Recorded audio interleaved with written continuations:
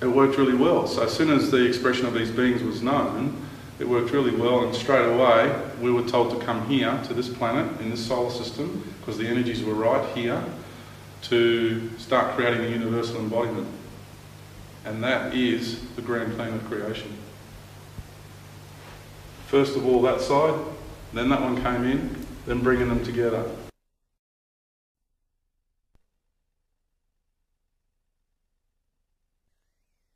We are on planet Earth, and we're about to, I'm going to go here, in the third, and we're going up to what's called the fifth.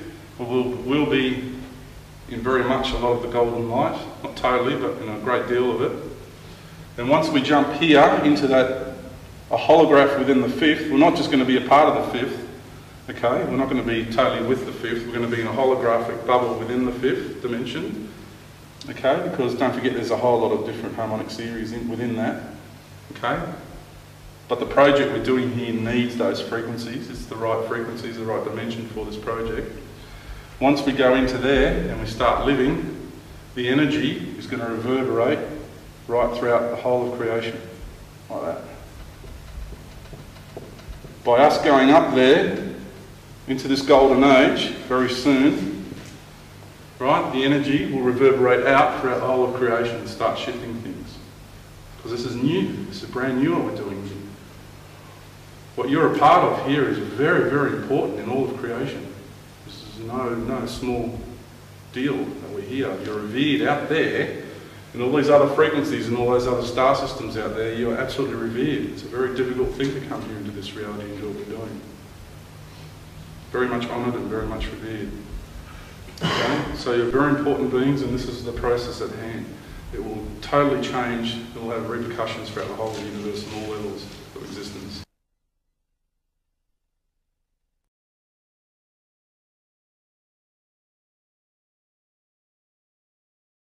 All the experiences, every emotion you feel and all the experiences you feel goes back to your home system, and that information gets transferred to all the people. Okay, they have access to that, your experience here. You're not just here alone and that's it. You're connected still to your home state, your home star nation and your home species. Okay, the way we live here is through our environment in which we live in, we are disconnected from that. Someone is imposing you into a cocoon of reality. Okay? You're held prisoner here. That's what we're trying to tell you. It's when you get your awareness and you awaken, you start to see through the veil of this illusion that you're living here in this reality.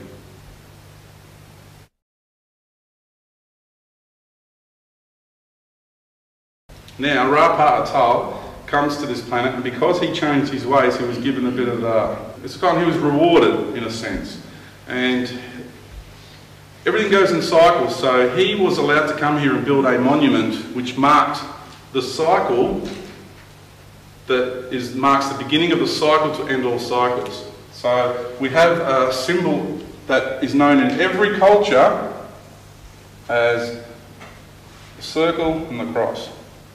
That is well known in every culture. Okay, and this also can be used to say, well, here's the precessional cycle.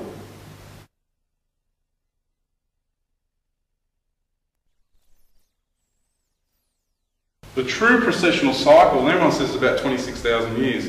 It's not 26,000, it's actually 24,832 years. But, and I'm saying a but, there's an acceleration factor involved with that. And that acceleration is plus 6.18%, which just happens to be the golden ratio.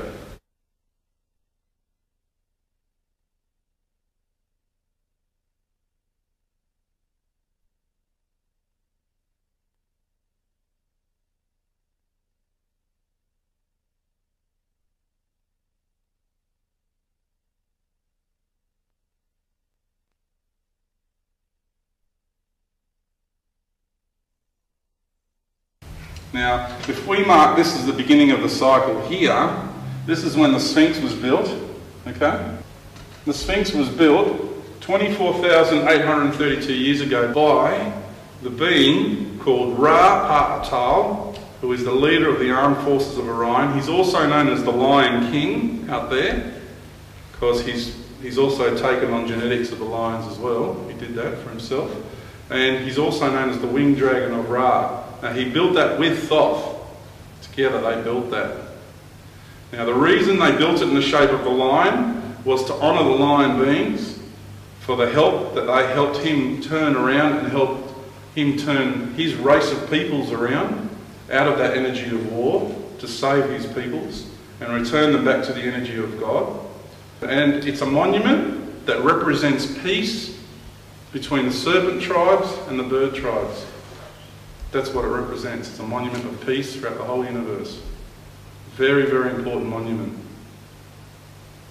And what it does is it locks in where it sits and the time frame it was built. It actually locks in like a key into the magnetic grid of this planet and pumps harmonics out into the magnetic grids of the two magnetic grids of this planet, the matter grid and the antimatter grid. Very.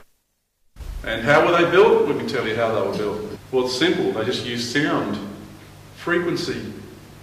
By pumping frequency into the rocks, you change the rate of the spin of those atoms.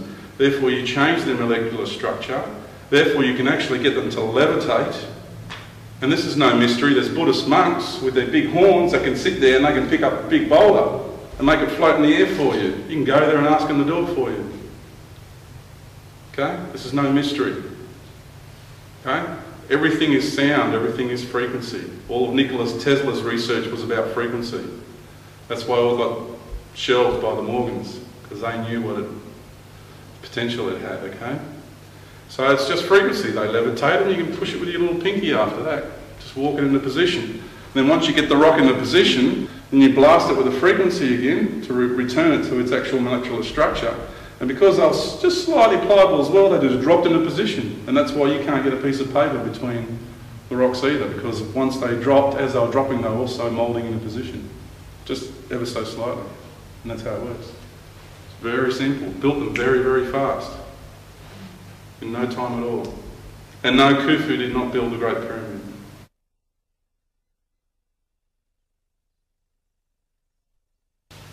It's like who taught the university professors what is real and what is not real?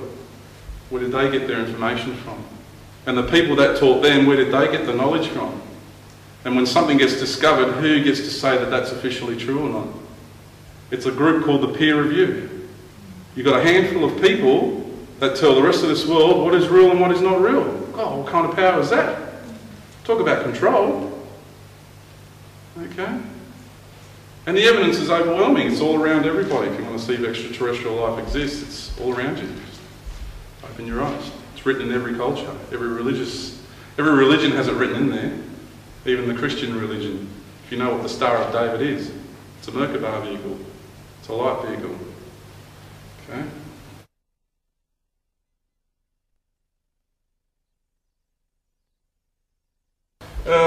So now we're getting to 24,832 years is a precessional cycle. That also, when we talk about harmonics, we're talking about things having a relationship with one another. So we're breaking out of the mentality of ones and zeros. We're not computers, okay? We're not machines. We are biological entities. And so therefore, you've been conditioned by our society to think of ones and zeros. It either is or it isn't. Okay, when we're talking harmonics, it's not about that. There's give and take on either side. Like when you get to a radio station, you can come off that dial a little bit. You're changing frequency by a fair bit, but you're still picking up the radio station, aren't you? Okay? So it's not like your digital phone compared to your old analog phones.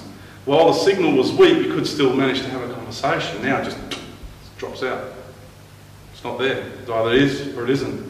So more and more you're being, compressed into this way of thinking like a machine. Okay? So this harmonic equation has that relationship involved in it. Correlation is the key word. It's also a seated fractal. You can express wisdom in a mathematical expression called recursion. It's a recursive equation.